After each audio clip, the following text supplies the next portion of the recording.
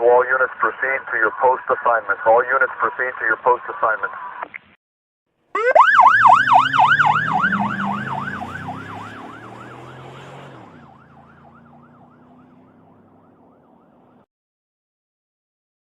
That's understandable, Sergeant, but there's one thing that's bothered me for a long time. You always hear someone talking about police brutality. What is police brutality? Does it exist? Police brutality. A coined term that's been worked to death. It's run the gamut from physical brutality to rudeness, and it's a damaging term. People like yourself, Mr. Andrews, you hear the term police brutality used and you attach some gruesome picture to it. It's a label applied to just about everything a policeman does, and I don't like labels. When the police do something that's objectionable, call it what it is. Rudeness, undue force, neglect of duty, or whatever, but not police brutality. It can't be defined. It's just a label that some factions of our society use to destroy public faith in constituted law and authority. The police. Well, whatever you call it, the fact remains that policemen do get out of line sometimes. Yes, sir, they do. Our department has approximately 5,400 policemen. Now, that's about 1.8 policemen for every 1,000 people. We're spread pretty thin. And as long as we hire human beings, we'll have some that get out of line once in a great while. Policemen are supposed to be impartial and professional. But at the same time, let's remember, they're not machines. They're men who have a job to do. They have families to take care of, and they have emotions. You know, it takes a pretty strong man to hold his temper when he's spit on or assaulted. But we expect our officers to do just that. Control their tempers. Get out of our city! Get out of our state! Get out of here, bitch! Get out of our state!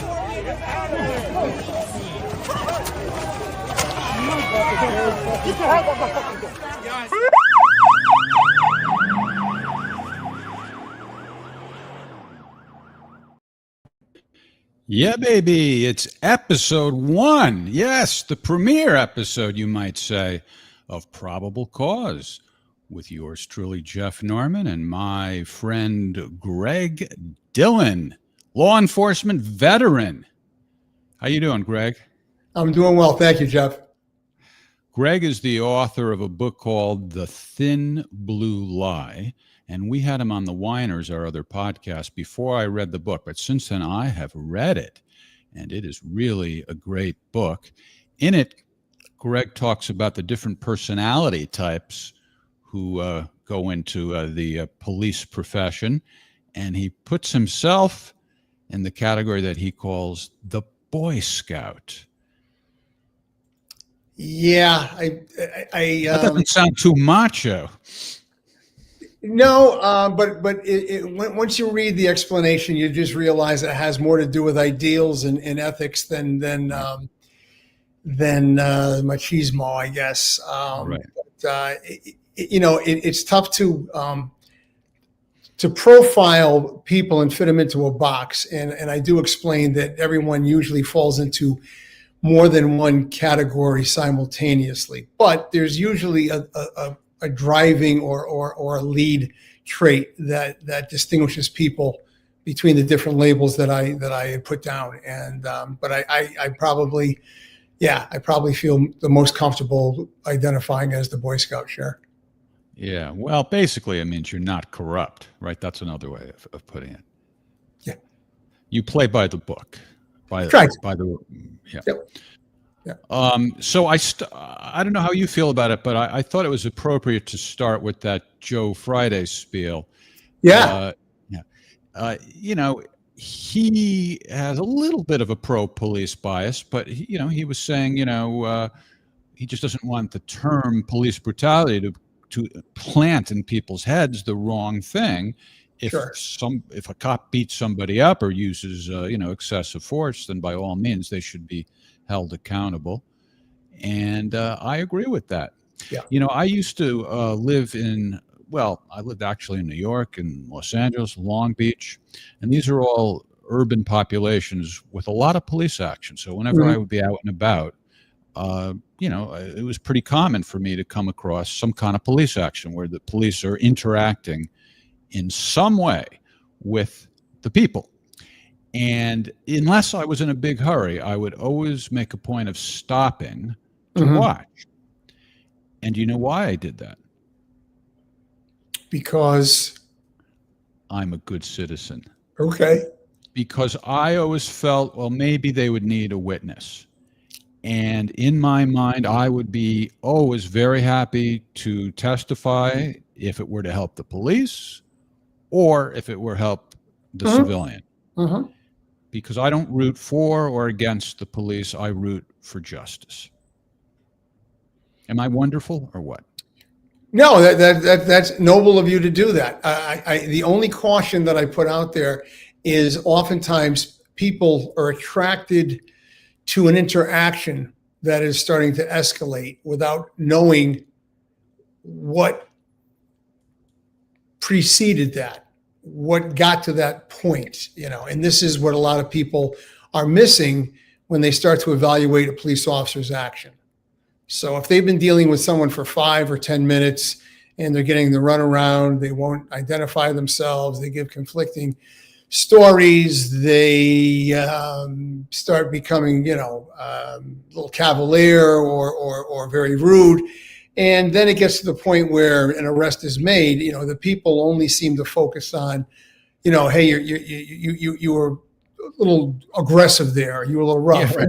and they fail to realize that that's like inherently going to be a rough situation. That's exactly, but they fail to recognize that there was 10 or 15 minutes of a lead up to this, which created this scenario, and all they're really seeing is the end result of it. And that's the only problem I have oftentimes with cell phone footage, is they're big on filming the actual arrest, but they missed out on everything that led up to that point. Right. And we're going to look at an example of that in a moment. But I'm looking at this comment. This is one of our regular viewers with a schizophrenic comment. On one hand, it was a great selection for the opening, but on the other hand, a different opening would have been preferred. That's a nice way of putting it. Yeah. So that's what it seems like. So how does the Boy Scout feel about the spitting thing? In that opening, we saw Joe Friday, say, you got to keep your cool. You got to keep your cool. And nowadays, when I say nowadays, I guess for the last few years, it's been pretty common for people to bait the police. They get right in their faces and they scream at them, exercising their First Amendment right. But spitting kind of crosses the line in the sense that, it's not going to really injure, like break a bone or cause bloodshed, but, you could get some sort of illness or something from it. And it's also just gross. Yes. And recently, Trump has been encouraging the police to not take that crap. If they spit, we will hit. Right. And I guess that's a new policy. What's your take on it? Well, I don't. I mean, it's not policy per se. It's his opinion that he has chosen to put out there on a social platform. But I believe legally in just about every state, spitting is considered an assault. Right. So that's what we saw in that footage. That was in Portland. Right. And the cops, immediately you saw. I mean, I get depending if you're watching on a phone or your computer, it might have been hard to see, but they spit. No, I saw it. Yeah. Right. But that crosses the line. There are lines out there, and when they're crossed, there have to be consequences. Immediate and I don't want to say severe, but immediate and consequential action taken, and that's where they draw the line. The yelling, the cursing, the profanity, that's expected to be tolerated. But when you cross that line of either making physical contact or in this case spitting, now you have an actual enforceable action to take. Yeah, it's asking a lot of a cop to just take it when somebody spits in their face. Sometimes there's a shield, but nonetheless, it is asking a lot. So the intent is there, Jeff, is the problem. By statute, the spitting becomes an assault.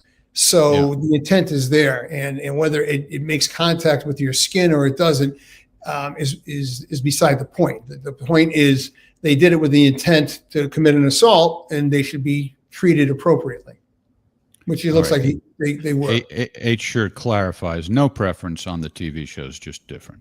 Yeah, I think NYPD Blue was a great show. I used to watch it all the time. So we should tell the audience that you worked for the Branford, Connecticut Police Department and for the FBI and for the Connecticut State Attorney's Office, which I guess is the more or less the equivalent of what's usually called the Attorney General's Office. Is that correct? In most states, it is. In Connecticut, they distinguish between criminal and civil. Attorney General is civil only. The Chief State's Attorney is criminal only. But like in other states like New Jersey and New York, my understanding is the Attorney General is sort of the clearinghouse for both. Right. Well, any way you slice it, it's a pretty impressive resume. So hopefully the audience will dig this podcast and soak in all your expertise and not be too annoyed by my nonsense. Let me ask you, when you were a cop, did anybody ever spit in your face? On the back of my head while being brought to the station, when back in the days when you had cages and not plexiglass shields. Mm-hmm. So that was sort of a defect in the design, that someone could actually do that, and someone did that. Did you beat the crap out of him, or did you respond as Pete Hegseth might? I'm going to go off script a little bit on this one, Jeff, and just tell you what I think is sort of a funny story. I was able to keep my cool, and when I got into the Sallyport, I took photographs afterwards of the back of I had someone take Polaroids, dating myself, of the back of my head and the seat rest to show the amount of spit that was passed through the cage. Oh, Jesus. And so you kept it on instead of wiping it off. Yes. Oh yeah. No, I made a point of not removing the evidence because I wanted the prosecutor to be completely aware of what had taken place. And my report was detailed enough, and I counted the number of spits that I had to endure on the did they send it out to the lab? Because you could have planted that saliva. And I followed the course of the case, and I recognized that the adjudication or the disposition amounted to a $50 fine when all was said and done. And when I learned that on my, I worked nights, I went during the day to the courthouse and asked to meet with the prosecutor who handled the case. And I showed him a copy of the report, and I showed him a copy of the disposition. And I said, do you think this is a fair adjudication? I said, I was spit on like 5 times. I said, and he paid a $50 fine. And he squirmed in his chair and checked his watch and said, I'm not sure what you're expecting of me. And I said, well, here's $20. Turn around. I get 2 spits on the back of your head. And he looked at me and I looked at him and I said, are you better than me? Is that what you're saying? And he's like, I'm not saying that. I said, well, then I guess the going rate is $10 a spit. So here's a 20 and I get 2 cracks at the back of your skull. And we had a little bit of a standoff there. And he says, I get your point, and I'm not sure where this is going, but I'm sorry you weren't happy with the disposition. And I got up and left. I thought I made my point about as well as I was going to make it. Right. Well, maybe if you're going to go per spit, you said he's spitting you 5 times. Maybe it should have been 50 per time for a $250 fine. You know, the fine was 50, Jeff. That's what I mean. But if they spit 5 times, then maybe it should. Oh, I get you. Yeah. Well, I'm saying it came out to $10 a spit, so I gave him a 20, and I thought I could get 2. But like, what's the number of felonies that they said Trump supposedly committed in the Stormy Daniels case? It's all the same situation. Yes. Yeah, right. But he wrote it in the books different times and so forth. Yeah, and the mortgage fraud thing was like 42 counts of the same exact charge or whatever. Yeah, I know. All right. So I saw another video, and I don't know if this is AI or not. It seems a little too perfect for it to be real. What do you think? Is this real or AI? Name, soldier? What's your name, soldier? Tell me your name. What's your name, soldier? Yeah, you hear me? What's your name, soldier? What's your name, soldier? Sergeant Pepper. Sergeant Pepper. Yeah, I saw it myself. Actually, I think it came up on my Facebook feed. So my response to that is it's either staged or it is AI, because that pepper spray, you're never going to stand there, even when you're the one spraying, because you're going to get a backblast of it and it's going to sting. And there's no way he let that burst go that close and wasn't affected. All right. I think, the protester does not look hard to believe that, because I've seen a lot of maniac protesters screaming all kinds of stuff. That part's Sure. believable, but the cop's response, that was a little too much. Yeah, that seemed a bit staged. Yeah. Sergeant I mean, he has visors on his helmet, and anyone with a brain is going to put those visors on before they spray that spray, because that spray kicks ass. It's right. Serious. Well, they cut the video right there. Maybe you say, "Oh shit, I forgot." my bad. Too late.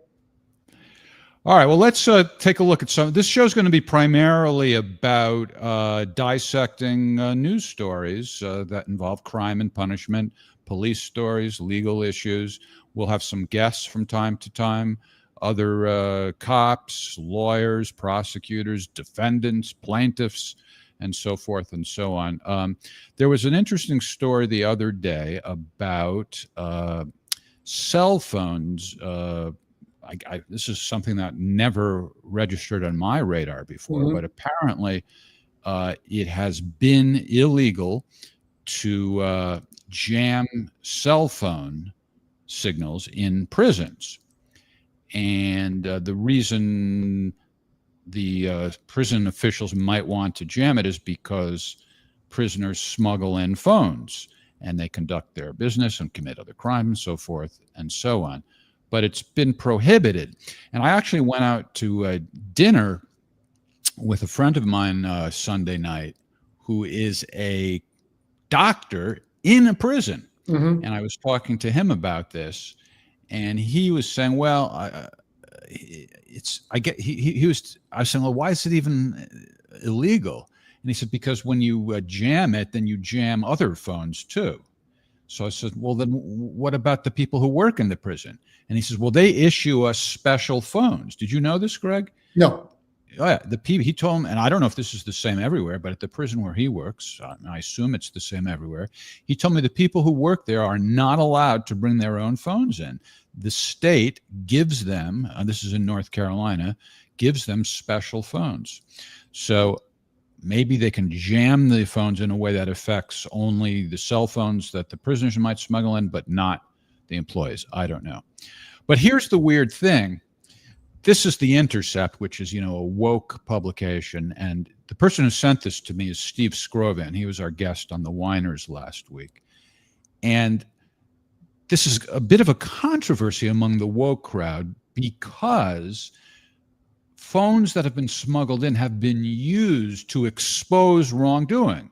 The guards are abusing the prisoners and, stuff like that. So therefore, they're opposed to jamming the phone. Now, I'm all for exposing abuse in prison and hopefully forcing some sort of reform if that's the case. But why not just why not just allow the prisoners to have phones if that's how you feel?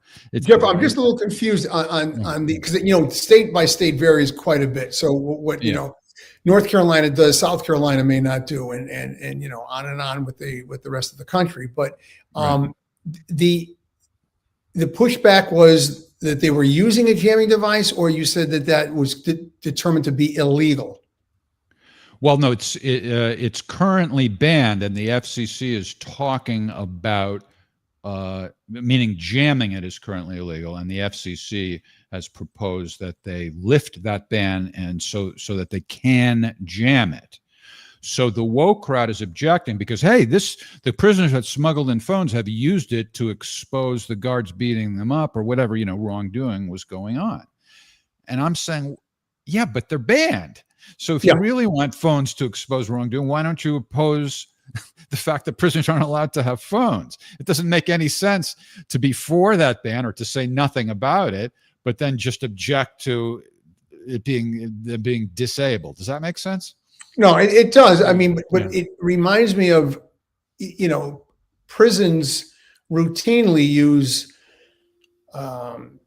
screening devices, whether they're metal detectors or they're handheld scanners. And the whole idea behind it is to prevent someone smuggling in a knife or a shank or a shiv or a razor blade or whatever, because that's contraband, right? So Right. I mean, they should turn around and make the argument that, well, you can't have X-ray machines or metal detectors because you're trying to find knives. It's like, yeah, Yeah, right. Yeah. because they're contraband, right? What don't they Yeah. understand about the word contraband? Right. It's the same mindset as the immigration advocates exhibited when Trump was, he's still been saying it from time to time, but really the first time he ran, when he was making a big deal out of the wall. Mm-hmm. And the people who were, I guess, immigration advocates, or whatever however you want to characterize them, got so upset about that. And I'm like, well, who cares? Yeah. Why don't you just focus on who gets into the country and on what basis and what it's like for them to transition when they get here? That's what matters. Yeah. We've always used physical barriers as well as electronic surveillance and armed federal agents to patrol the border.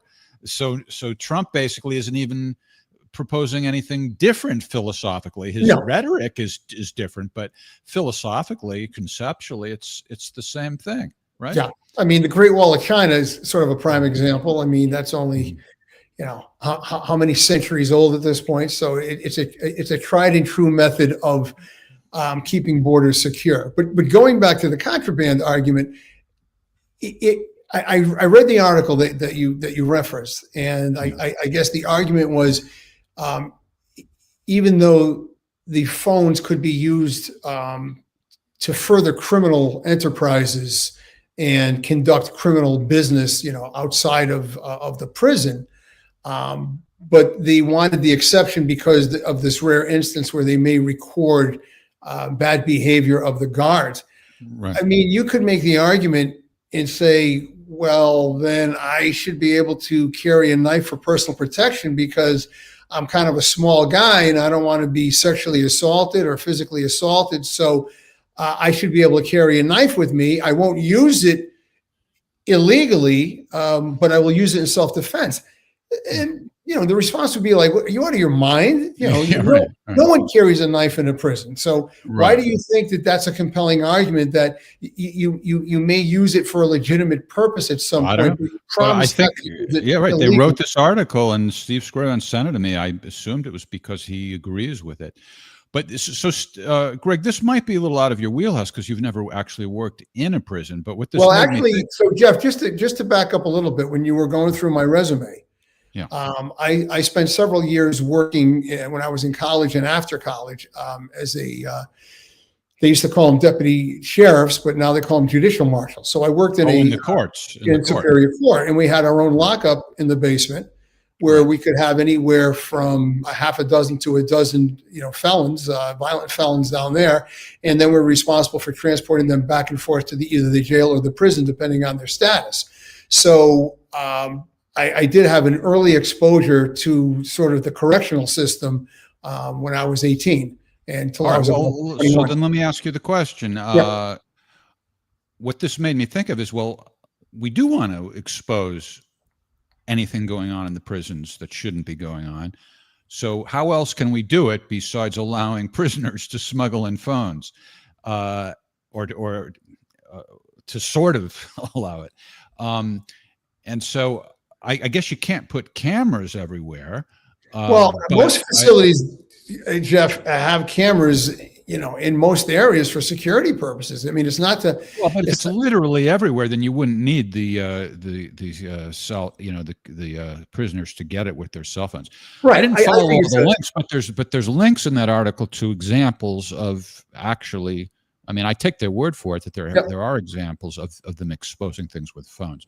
So it suggests to me that, it's like the Jeffrey Epstein thing. The camera didn't quite catch everything, right? Yes. Yeah. So, but the other thing that occurred to me, and I don't know if this is a thing or not, but do government inspectors ever go undercover as prisoners who aren't really prisoners? That seems like it would be a good way to really see what's going on. That's a very, very dangerous way of seeing what's going on. I mean, I think the more reasonable approach is to, conduct interviews of any witnesses to see if the stories align, and treat any scene as a crime scene if there was a serious assault or a death involved, and retrieve and review any footage that is maintained in the prison. I think that is the more reasonable approach, because you're going to insert someone into a very, very dangerous situation in hopes of them being in the right place to witness something, and then it's their word anyway against someone else's. So, yeah, right. If they were really undercover, that would mean the prison guards wouldn't be in on it. So the undercover prisoner couldn't be armed or anything. No. Yeah, I mean, I can't. How about an undercover prison guard? Well, I mean, they're a whistleblower at that point. Yeah. Well, I mean, set it up that way. Oh, I see. As opposed to a prison guard actually turning into that, but set it up that way. Yeah. The problems, and when I was in the FBI in Alexandria, Virginia, we were responsible for Lorton Correctional Facility, which was in Northern Virginia, and nothing happens in that place without everyone knowing about it in advance. There are no secrets in that place. So trying to introduce someone in an undercover capacity, whether as an inmate or as a guard, wow. Yeah, it may not be doable. It may not be doable because the computers would have their records and so forth, and you'd have to dummy up a lot of things. Oh, it's yeah. And I mean, and you'd have to go in there with a real specific purpose. It couldn't be just on the hopes of maybe catching somebody doing something illegal. I mean, it'd have to be something very so much for my terrible idea. I withdraw. Well, I mean, it's not a terrible idea, but I mean, there's certainly playing the devil's advocate. My intent is good. I'm trying to figure out a way to hold them accountable without, relying on contraband cell phones. Yeah. No, that I think is just a horrible idea. Right. All right. Another story that caught our attention was an ICE arrest at a Los Angeles car wash. We have some video of that. This is one of the reasons I wanted to discuss this, is because I think it's a good example of how the public watches the videos like this, and then they jump to conclusions when really some of the relevant stuff is missing from it. But this was a car wash that was owned by a guy. I think he's 79 years old, if I'm not mistaken. Yes. And when the ICE agents came in, he was trying to get them to hold up. He was saying that they're legal here. We'll show you proof that they're legal. Blah blah blah blah blah. So I've got it broken down into 3 videos. Let's take a look at it.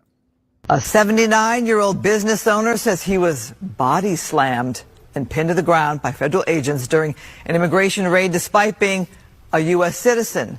We're hearing more from him tonight as he files a $50 million lawsuit against the Department of Homeland Security. Fox 11's Laura Diaz now with the details. Laura?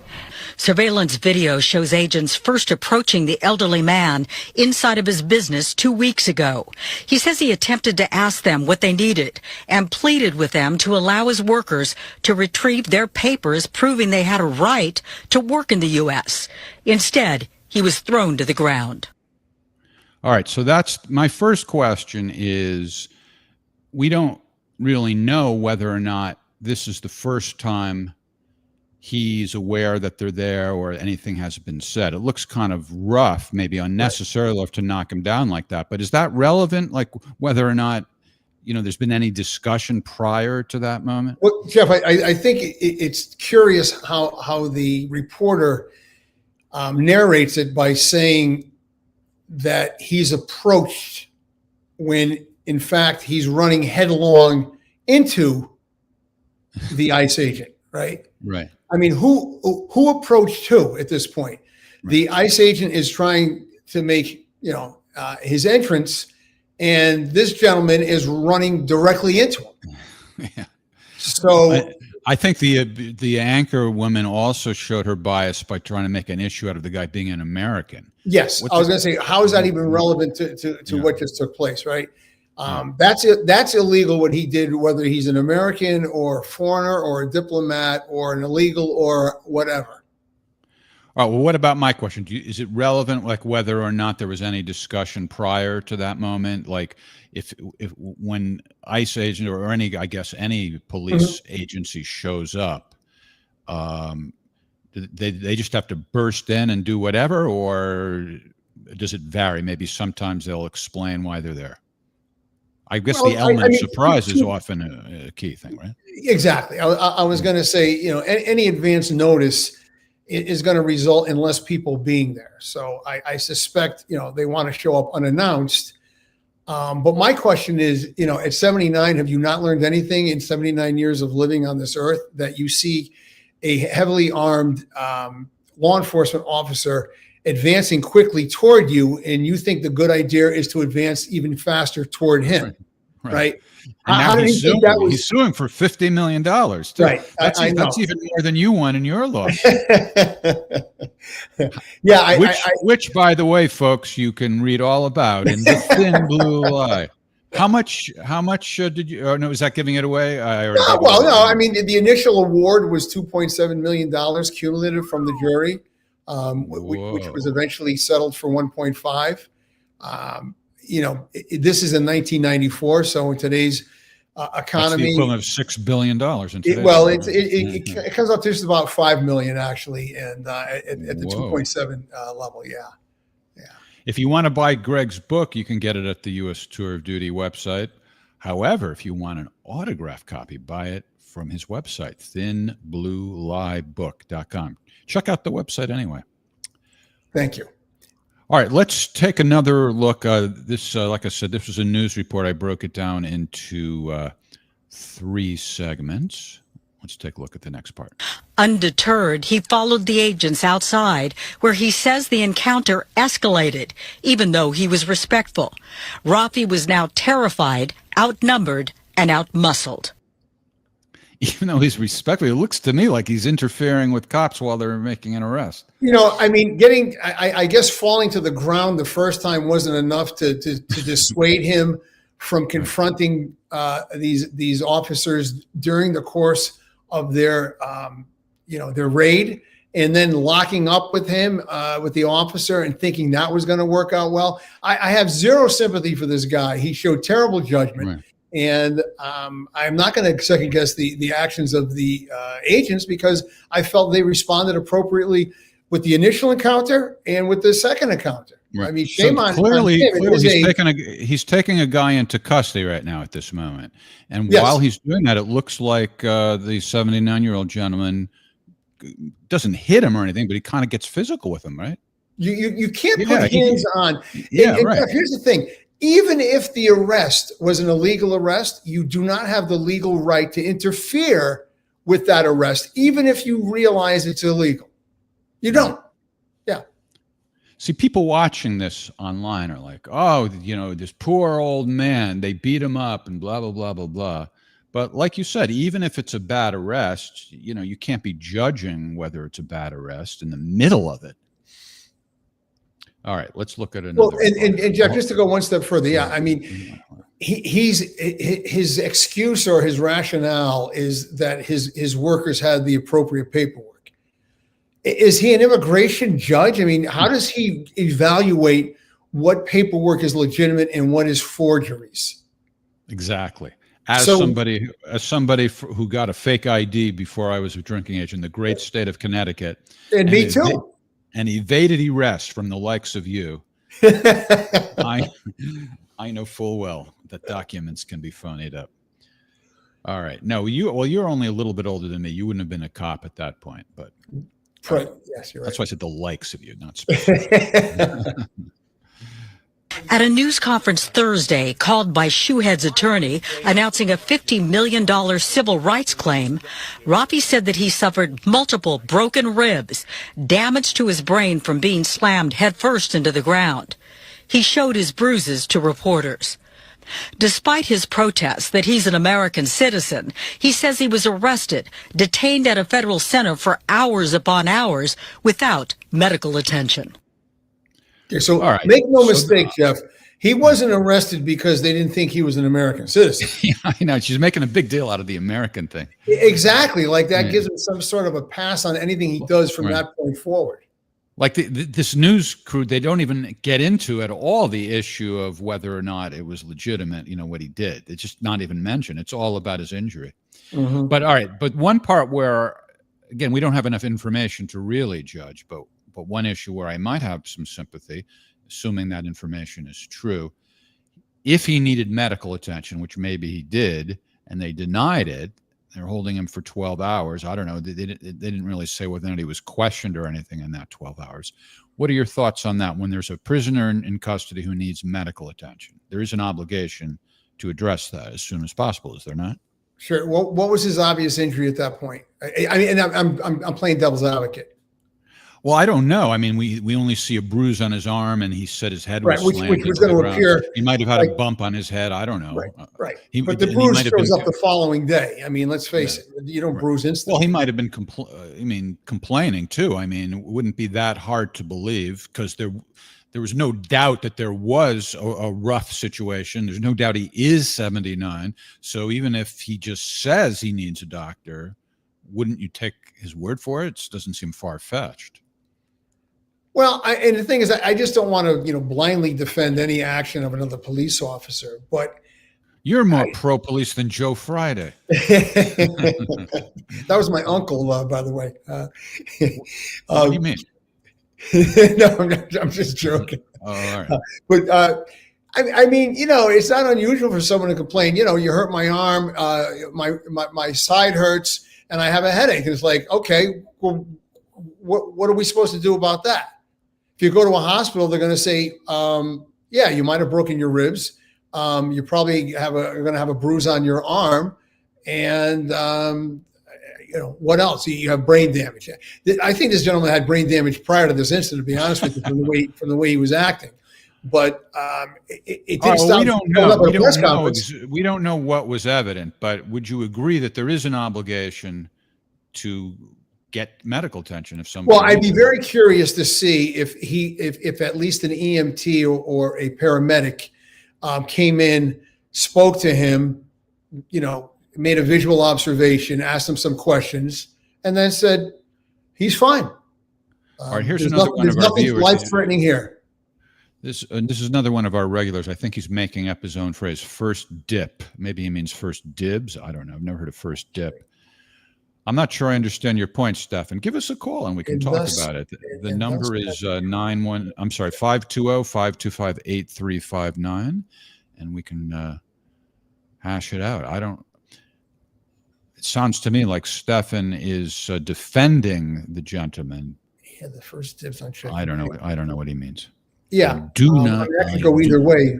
But again, I mean, I'm sure there are countless illegals that have very convincing paperwork until they're examined by someone who actually works for ICE and says, no, these are bogus. You bought these somewhere, and these aren't any good. And I'm not faulting the owner if he was deceived, but he's certainly not in a position to claim that no one can be arrested because they're all here legally. That's not his role there. Yeah, right. That's a particular. Last time around, you hang up on me, Jeff. Oh, well, just call us, Stefan. We'll kiss and make up, and we'll have some makeup sex. How about that? Because you heard some noise. He's holding a grudge against me. Can you believe this? Let's start new. Greg, this is the first time we've worked with Greg. Let's start fresh, Stefan. Don't hold grudges. New leaf. All right. Look at this. He's going on and on and on. Oh my. Okay. Do I have to beg, Stefan? Come on. All right. Let's see what else is in the news. Oh, the National Guard is in Chicago. This has been talked about for the last few days, and the Illinois governor didn't want to cooperate with Trump. So the governor of Texas said, no problem, we'll send our National Guardsmen. And that's exactly what happened. And they are there now. And, Yesterday, there was a press conference with the chief of police in Chicago. I guess there was a controversy over whether or not they were going to aid the federal agents if necessary, and there was an accusation that the police were told to stand down. Well, they had an image of the dispatch monitor showing the language saying that they're not to interact, kind of a thing. So it's not just an allegation; they have some proof of it. Say that again. What's the proof? Yeah. So on your terminal display in your squad car, someone took a screenshot of the command that came out as a text saying that they were not to respond or get involved, and this was per the chief of patrol. So that's a fact. I mean, that there's no making that go away. It's not interpretation. All right. Well, I guess let's watch the clip. But I thought I saw Larry Snelling, who's the chief of police, denying that, but maybe he was kind of sugarcoating it. Let's take a look at it. Any time on Saturday were CPD officers told by dispatchers to stand down? Well, I don't know about them being told by dispatchers. There was some communication between boots on the ground, a supervisor, and the chief of patrol. So there was some communication by phone. There was something that was put out there that there was an internal message that came from the chief of patrol. That is absolutely not true. There is no internal message. There was a phone conversation. I'm not sure until we get to our after action, all of the exact language that was there, but I have had a conversation with the chief of patrol who was concerned about officers showing up on a scene. The chief of patrol at that time had no information that anyone was in danger. And let me just be clear about one other thing when it comes to these federal agents. These federal agents can handle themselves, all right? We've been out there and we've seen it. Now, that doesn't mean that we're going to leave them because we know that they can handle themselves. We need to make sure that we have our officers and enough of them to respond to a scene if they are being surrounded. So were they told to stand down? Our officers were not told to stand down. Our officers were out there throughout the entire event. I would never tell our officers to stand down, because if our officers were in trouble and we needed help from other officers, I would expect those officers to step in and help us. And it's the same thing that we do on our side. When someone is in trouble, we're going to step in. So is he lying, or is he quibbling over semantics, or what? Well, there's a screenshot of the dispatch that came out. I don't know, maybe if he wasn't aware of it when he made that when he gave that presser or not, because that sort of. Well, when did you see that screenshot? This press conference was yesterday. Yeah, I definitely remember seeing it today, and I'm not sure if it was out earlier than that. You know, he's walking a tightrope. I mean, over the Grand Canyon. I mean, on the one side, he knows that he has an obligation to protect a brother or sister law enforcement officer. On the other side, he's constrained by the Trust Act. I guess that is a state a statute, and also they have some sort of an ordinance in Chicago that also puts additional limitations on how they can interact and respond with ICE. So I don't envy his position, because, you know, he really is trying to stand on the edge of a razor there. Right. All right. Stefan in the Bronx has called in. Let's see if we can kiss and make up. Will you help smooth things over, Greg? We'll find out why he's angry at me. Stefan, are you there? I am. How you doing? I'm good. You know, I love you. I love you more. I don't hold a grudge against you. I'm just insecure. According to your comments, you were holding a grudge, but whatever. Okay. It sounds like we're back on firm, warm footing now. That's good. I love that. All right. So this is a new podcast. It's only appropriate that one of our regulars would call in and help us christen it. Say hello to Greg Dillon. Greg, Stefan in the Bronx. Hi there, Stefan. Greg, I just placed an order for your book because it sounds very interesting. Oh yeah, right. Stefan's. Thank you very much. I appreciate Stefan it. you have a bookstore or a book selling business, right? Yes, I do. I forgot about that. See what this is doing for your career, Greg? Did you know that I would connect you with a bookseller? Fantastic. All right. So what explain what your comment meant, not the one about you being mad at me. What you were saying about what we were talking about. Let me try to get it again. My point was many employers have difficulties in detecting whether or not the papers are false or not. That's the crux of the problem. You cannot expect from an employer, even though he looked at them first, to know whether they are false or true. Right. Well, we're all in agreement. That's what Greg was saying. He doesn't blame the guy for being fooled, but the point is he was telling the cops, "Hey, these guys are legal. I know it because I've seen the paperwork."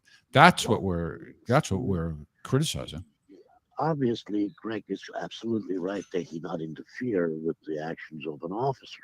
On the other hand, emotions took over and he wants to protect his employees. Yeah. Well, that's understandable. You have any illegal immigrants working for you? Don't worry. Nobody's listening to this show. No, I don't. So what's it like in the Bronx now? Meaning?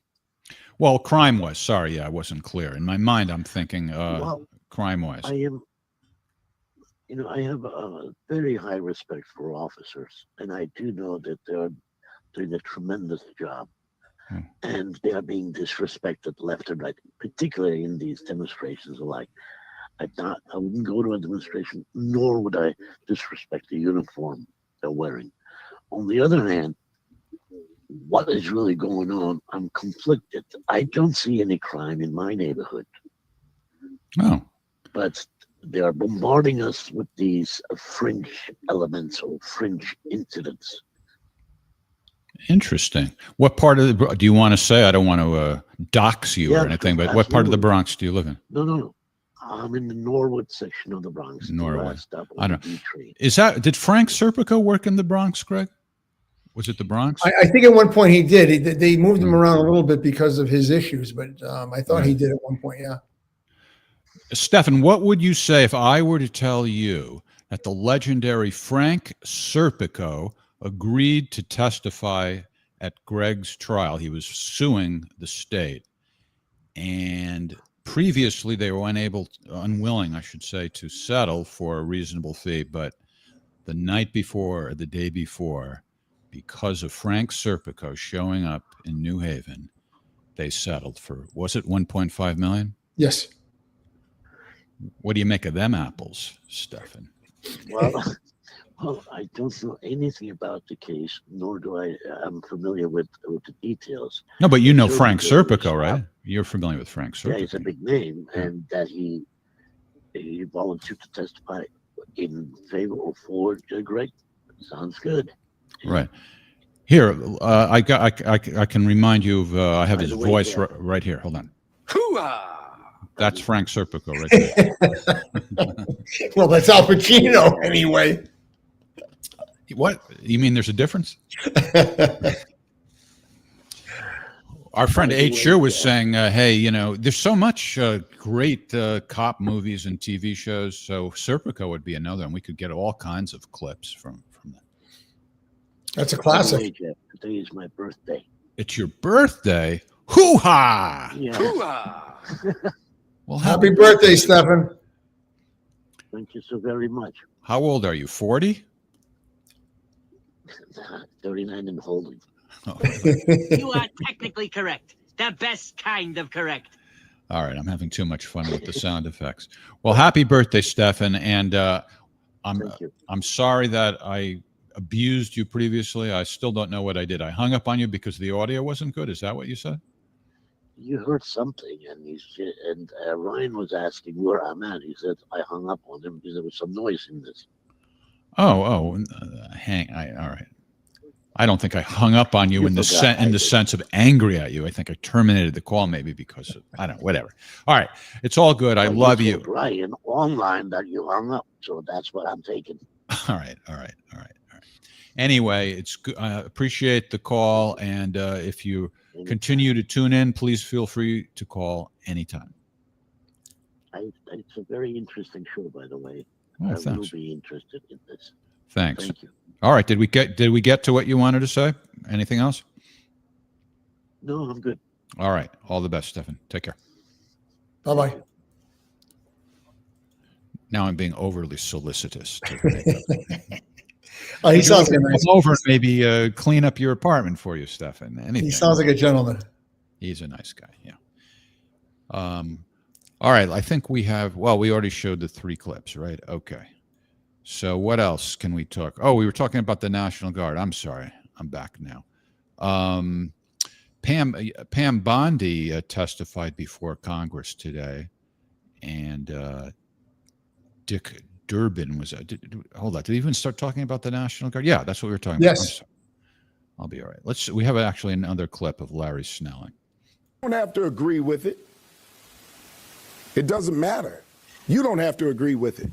We do not interfere with their orders. And when they go out to carry out their orders, they will do that the way that they're trained to do it and their understanding of what it is they have to do.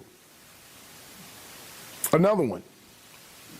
CPD will not arrest and cannot arrest federal agents because someone deems what they're doing is illegal or unlawful. Their rules of engagement are different from CPD and other local law enforcement agents. We need to be clear about this. If we're not clear about this, we will see another event like we saw Saturday. We cannot move like this in this city. If we want to keep the peace in this city, we need to be smart about how we do things. And attacking law enforcement under any circumstances is not safe for anyone. You know, I don't even know what he's alluding to, but I can guess. It sounds like the dopey politicians in Chicago were saying that they wanted the Chicago Police Department to arrest the ICE agents. Is that what? Because it violates their state statute, the Trust Act, and their city ordinance. You know, Jeff, it's funny. I don't know what his popularity is within the rank and file. I don't have a sense of what the rank and file think of him, but I found the guy very likable, very straightforward, very direct, and I admire his leadership qualities. Even if I may not disagree maybe with the policies, I certainly admire the way he conducts himself and handles himself in the public. All right, and as an affirmed white supremacist, that is high praise indeed. No, I'm just kidding. Bad joke. Pam Bondi, I started to say a few moments ago, testified before Congress today, and Dick Durbin was asking her about this situation. Let's take a look at that. Mr. Chairman, Madam Attorney General, let me ask you this question. Were you consulted by the White House before they deployed National Guard troops to cities in the United States? I am not going to discuss any internal conversations with the White House. You won't even say whether you talked to the White House about this? I am not going to discuss any internal conversations with the White House with you, Ranking Member. I noticed that. What's the secret? Why do you want to keep this secret? The American people don't know the rationale behind the deployment of National Guard troops in my state. The word is, and I think it's been confirmed by the White House, they are going to transfer Texas National Guard units to the state of Illinois. What's the rationale for that? Yeah, Chairman, as you shut down the government, you voted to shut down the government, and you're sitting here, our law enforcement officers aren't being paid. They're out there working to protect you. I wish you loved Chicago as much as you hate President Trump. And currently, the National Guard are on the way to Chicago. If you're not going to protect your citizens, President Trump will. Been on this committee for more than 20 years. That's the kind of testimony you expect from this administration. A simple question as to whether or not they had a legal rationale for deploying National Guard troops becomes grounds for a personal attack.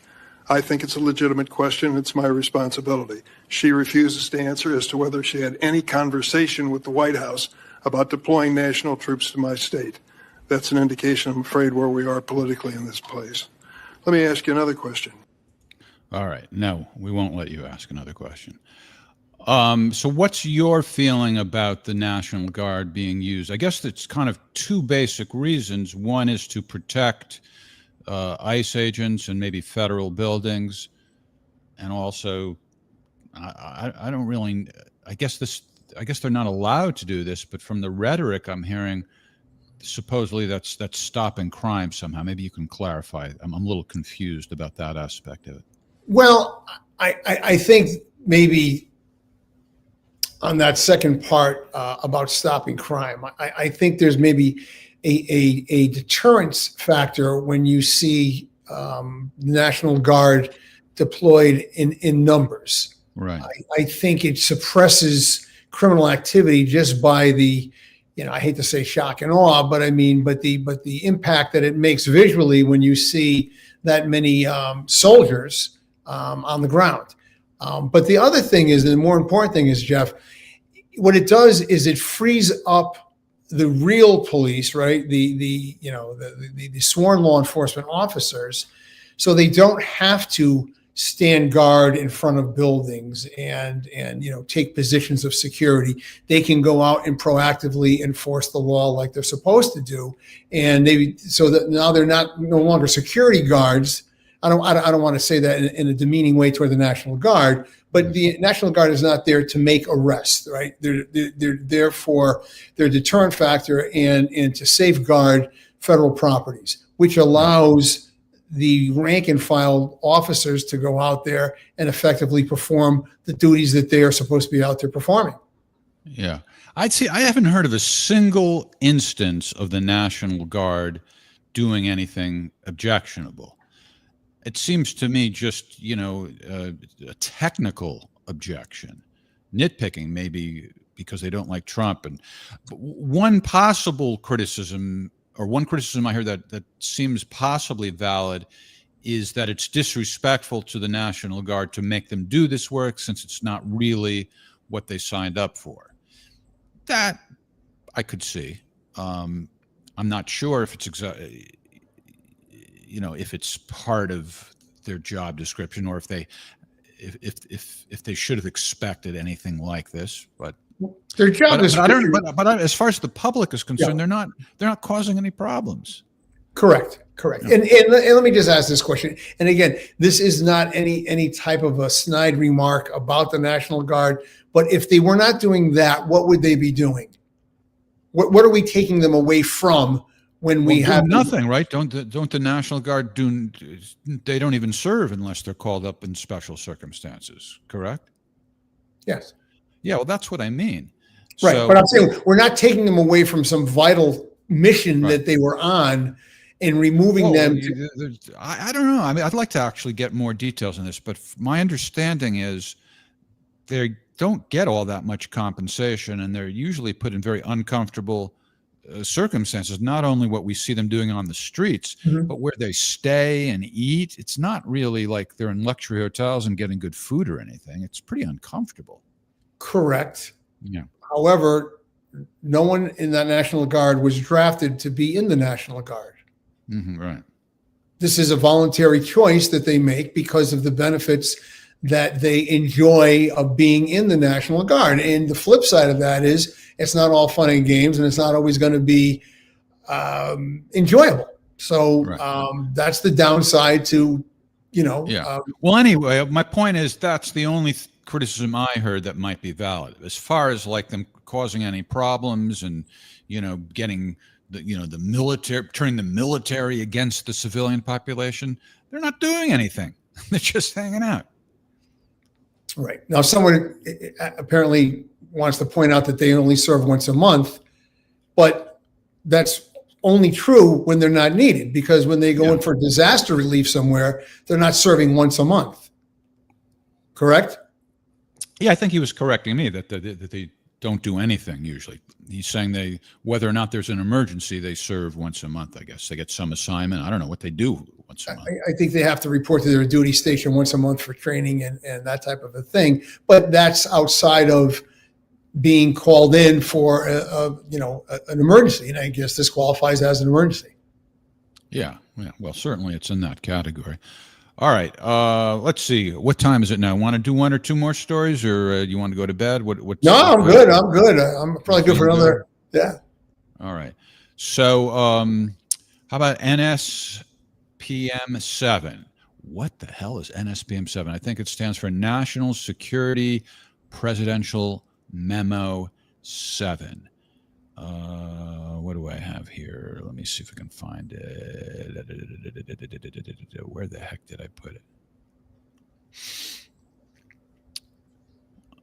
Don't tell me I forgot. Oh, there it is. Okay, let's take a look at this video.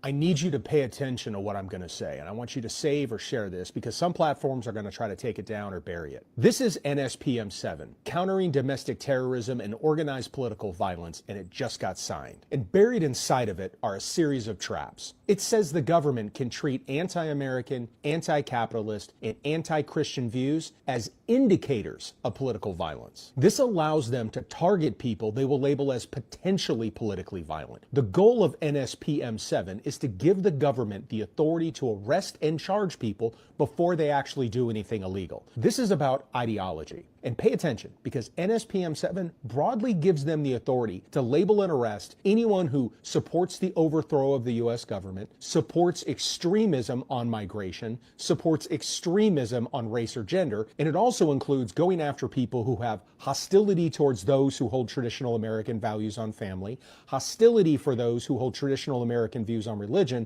and hostility for those who hold traditional American views on morality. Okay, so the memo is too long to show you. Yeah. So you can either take my word for it, or better yet, read it yourself. This guy is lying. It does not give anybody the authority to arrest people just because they're whatever. He's completely mischaracterized it, probably intentionally to inflame his audience. Yeah, it's hard to tell sometimes with these guys whether it's intentional or whether or not they really perceive it that way. I get into so many arguments with people, and it's apparent they really believe what they're saying. So I don't know, but it's not true. What is the purpose of the memo in reality? You read it, right? Yeah, it's sort of refocusing attention to these fringe organizations that are advocating for political violence. So I don't see any downside to it. It's just a directive to say, we're going to adjust the focus to these extreme, violent fringe organizations, and make sure that they're being properly looked at, so that we can avoid further assassinations and or attempted assassinations. And I don't know. I don't see how. Okay, so it's not. There's nothing wrong with it, but does it serve any purpose though?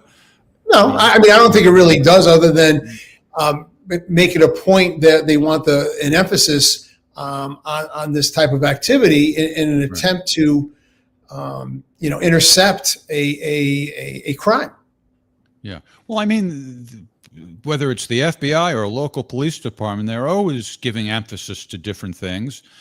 So I'm not really sure why you need to issue a memo to say it. No. Of course, the question that immediately came to mind when over his outrage was when there were Catholic churches being targeted and parents going to these school board education meetings. I'll bet he wasn't very offended by the FBI looking into those groups at the time, but now all of a sudden this becomes a big issue. All right, we have one more story that we wanted to consider. Sam Altman, who's a big AI guy, we mentioned AI before, a video was made showing Sam Altman shoplifting at Target, except that he wasn't really shoplifting at Target. It was AI. And they put in the sub headline here: every defense attorney now has a pre-written motion when it comes to video evidence. In other words, the defense attorney will say, that camera that caught my client committing a crime didn't really capture it. It's AI. So anyway, this is the video. Sam Altman, shoplifting. Please, I really need this for Sora inference. This video is too good. All right, bad acting, but whatever. AI is not known for good acting. So the average person isn't going to be able to tell if it's AI, but if this were a real legal case and that claim were made, it seems to me there's probably experts who could tell whether or not it's an actual video or AI. What do you think? I have to think that they have the technology to forensically authenticate any video or any photograph, for that matter, that is going to be introduced as evidence. But the bigger question is, has anyone ever been arrested and prosecuted and sentenced because of a single video with no other corroborating evidence? I don't know. By the way you ask the question, I think the answer is no. Well, I mean, walk me through this, right? Even if what we just witnessed was real, and we know it's not. Yeah. I mean, a prosecutor is going to say, put the security guard on the witness stand. Right. You just watched this video. Is this an accurate depiction of what you witnessed yourself? Right. Yes, Why is the store going to falsely accuse somebody and come up with an AI video? Yeah. Of course. I mean, it's foolish on its face. And any prosecution, there's going to be different types of corroborating evidence. So it could be personal, a witness to the crime, the victim of the crime, the evidence that was recovered at the scene.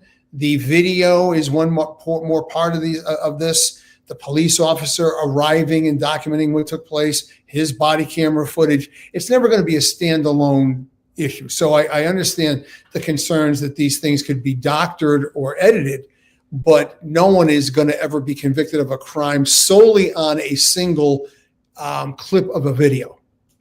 What about more broadly the use of video footage in the justice system as evidence? I can't remember how many years ago that you were a cop. Long time. Well, all right. And I also don't know when it became common for cops to wear body cams and sort of capture every encounter. Were you wearing body cams back then, or did that come later? Later.